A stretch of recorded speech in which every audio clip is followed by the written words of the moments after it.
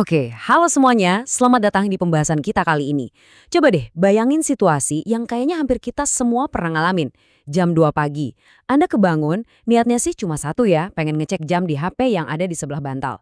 Terus Anda buka kuncinya, dan tiba-tiba aja, tahu-tahu udah 1,5 jam berlalu dan Anda masih asyik scrolling video pendek yang kayak nggak ada ujungnya. Mata udah capek banget, tapi jari kita tuh tetap aja jalan kan? Kita sering banget ngetawain ini dan bilang, ah kebiasaan buruk nih, atau sekedar ketidaksengajaan yang wajar. Tapi gimana kalau saya bilang, kejadian tadi itu sama sekali bukan kebetulan. Nah, mari kita mulai dengan satu pemikiran yang mungkin bakal ngubah cara Anda ngelihat rutinitas digital Anda selamanya. Di balik layar HP yang nyala di tangan Anda itu, ada sebuah mekanisme senyap. Sebuah mesin raksasa yang terus jalan, siang dan malam, ngitungin setiap detik jeda dan ketukan jari Anda. Jadi, coba kita bahas pertanyaan mendasar ini. Apakah Anda yang memilih atau sebenarnya Anda sedang diarahkan? Ini bukan cuma pertanyaan filosofis biasa soal kebebasan memilih loh. Tiap kali jempol Anda ngegeser layar ke bawah, tiap kali Anda berhenti 2 detik lebih lama di satu video, apakah itu benar-benar 100% keputusan Anda? Ataukah ada sistem super cerdas dengan triliunan data yang lagi nyetir otak Anda tanpa Anda sadari?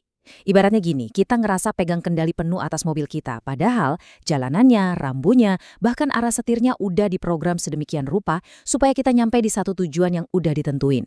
Hari ini, kita bakal bongkar realita yang lumayan mengejutkan di balik kebiasaan sehari-hari yang sering kita anggap sepele ini. Masuk ke bagian pertama, kita akan ngebahas soal ilusi pilihan era digital dan ngelihat realita sebenarnya dari screen time Anda. Kita semua pasti ngerasain hal yang sama tiap harinya. Rasa capek karena terus-terusan natap layar, notifikasi yang gak berhentu getar di saku, dan banjir informasi dari bangun tidur sampai mau tidur lagi. Sering banget kita ngerasa kelelahan digital atau digital fatigue. Karena kita mikir, kitalah yang aktif lari ke sana kemari nyari informasi. Kita ngerasa kita yang pegang kendali, kita bebas berselancar. Intinya, kita kira kita lagi scrolling. Padahal nyatanya, kita ini lagi dipancing. Beda banget kan? Kita selalu mikir kita ini aktor utama yang aktif nyari hiburan. Tapi realitanya berbanding terbalik. Kita ini justru target yang pasif. Layar HP di tangan Anda itu bukan sekedar jendela pasif ke dunia maya, tapi benar-benar instrumen tinggal tinggi, alat penangkap yang dirancang super teliti buat narik Anda masuk dan mastiin Anda nggak pernah pengen keluar. Selanjutnya, di bagian 2, kita bakal ngebedah konsep permainan memancing manusia dan ngelihat rahasia periklanan lama yang ternyata masih sangat relevan. Oke, untuk paham gimana kita bisa terperangkap sedalam ini, kita perlu mundur dikit dan ngeliat sebuah fondasi dari buku karya Didi Budiman, judulnya 10 Greatest Advertising Secrets. Biarpun ini literatur lama, prinsip di dalamnya ngungkap kebenaran yang agak brutal, dan justru makin relevan di era algoritma sama kecerdasan buatan zaman sekarang. Kayak yang ditulis dengan tajam banget di buku itu, advertising atau periklanan, itu cuma permainan memancing. Ini benar-benar mendisrupsi cara kita mikir soal dunia digital kan? Iklan modern atau algoritma pada umumnya itu nggak lagi cuma majang produk di etalase terus nunggu kita lewat buat beli. Kalau Anda mikir mereka cuma jualan, Anda kelewatan gambaran besarnya. Sebenarnya mereka lagi mancing. Dan dalam metafora ini, Anda dan saya, ya kita ini ikannya. Kita berenang bebas di lautan algoritma, ngerasa enjoy menikmati hangatnya air, tanpa sadar ada ribuan mata kail tak kasat mata yang menjuntai di sekitar kita. Pastinya, buat nangkep ikan, Anda nggak bisa dong asal lempar kail kosong ke air, butuh sesuatu di ujung kail itu. Nah, di era digital ini, kita mesti ngedefinisi ulang arti kata umpan. Umpan di sini bukan alat pancing fisik ya, tapi pemicu psikologis atau psychological triggers yang emang sengaja direkayasa di lab teknologi buat nangkep, ngunci, dan nyandera perhatian kita. Buku ini nyorotin satu fakta yang sering luput dari perhatian kita. Manusia modern itu sama sekali nggak sedang menderita karena kurang informasi. Nggak. Kita justru menderita karena kelaparan akan kedamaian di tengah banjirnya umpan psikologis yang terlalu berlebihan. Coba deh bayangin deg-degannya pas Anda ngeliat ikon pesan belum dibaca. Atau rasa kepo yang meledak-ledak pas lihat cerita yang kepotong di ujung video.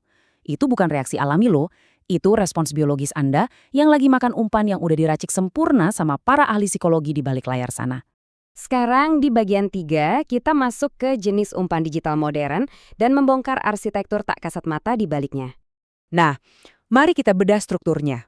Siap-siap ya buat ngelihat rutinitas harian Anda dari sudut pandang seorang insinyur perilaku. Di mana setiap elemen visual yang kayaknya kebetulan sebenarnya punya tujuan psikologis yang super spesifik. Aplikasi-aplikasi populer nargeting kelemahan neurologis kita dengan akurasi yang agak ngeri. TikTok misalnya, mereka nggak cuma ngasih video lucu. Mereka lagi ngelempar umpan dopamin, bikin lonjakan kesenangan instan yang bikin otak kita kecanduan buat usap layar lagi dan lagi. Terus di YouTube, perhatiin deh thumbnail dengan warna ngejreng dan judul bombastis. Itu murni kerja sebagai umpan perhatian buat maksa mata kita nengok. Gimana dengan titik merah kecil bernomor di icon aplikasi? Warnanya merah itu bukan tanpa alasan. Merah itu warna bahaya primitif, didesain sebagai umpan kecemasan yang bikin Anda ngerasa gatel, nggak tenang, sampai akhirnya Anda buka tuh aplikasi. Terus, flash sale yang terus ngitung mundur detiknya?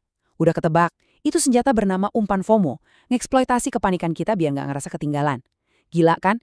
Kita ini lagi dibombardir sama daftar pemicu psikologis ini tanpa jeda, setiap hari. Jadi, ada satu hal penting yang mesti kita ingat baik-baik. Iklan terbaik itu bikin Anda merasa kalau itu adalah keputusan Anda sendiri. Ini dia alasan mendasar kenapa umpan-umpan tadi bisa dengan gampang banget ngancurin fokus kita, nguras energi mental, dan bikin overthinking kita makin parah tiap hari. Sistem ini nggak pernah kelihatan maksa, nggak ada tangan robot yang narik jari Anda buat ngetuk layar kan? Alih-alih maksa, mereka nyiptain ilusi yang cantik banget, ilusi bahwa Anda lah penguasanya. Anda lah yang pegang kendali penuh buat ngeklik, balas komen, atau nonton sampai larut malam. Otak kita dipancing terus-terusan disusupi sugesti halus di bawah radar kesadaran kita sendiri. Kita ngerasa mandiri, padahal ya kita lagi nari ngikutin irama mereka. Lanjut ke bagian 4, kita akan ngebahas soal mentargetkan ketakutan dan emosi, beralih dari sekedar layar digital ke psikologi manusia modern yang sesungguhnya. Lalu, kenapa sih taktik ilusi ini bisa seefektif itu?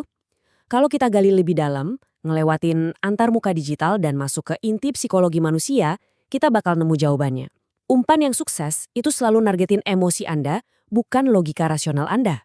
Nah, mari kita lihat cerita dari sumber yang sama yang ngebuktiin gimana mekanismenya berjalan di dunia nyata. Ini cerita soal sebuah lembaga bimbingan belajar yang lagi diambang kebangkrutan. Di langkah pertama, bayangin ruang kelas mereka bener-bener kosong melompong. Tim marketing udah putus asa, brosur udah disebar, tapi nggak ada satupun murid yang daftar. Logika jualan biasa gagal total. Terus di langkah kedua, mereka ngambil keputusan radikal. Mereka berhenti jualan kelas secara langsung. Gantinya, mereka ngelempar umpan emosional berupa tryout atau ujian gratis, pakai iming-iming hadiah besar buat nilai tertinggi. Terus apa yang terjadi di langkah ketiga? Sebuah ledakan. Ratusan murid datang berbondong-bondong maditin gedung itu. Ingat, mereka datang bukan buat beli kelas. Mereka datang karena kemakan umpannya. Ini benar-benar masterclass simulasi kelas dunia soal gimana merekayasa perilaku manusia. Jadi, poin krusialnya di sini adalah di awal-awal orang tuh sama sekali nggak peduli sebagus apa produk Anda, secantik apa tampilan aplikasi Anda, atau selengkap apa fasilitas bimbel Anda. Yang benar-benar mereka peduliin secara mendalam cuma ketakutan dan emosi mereka sendiri.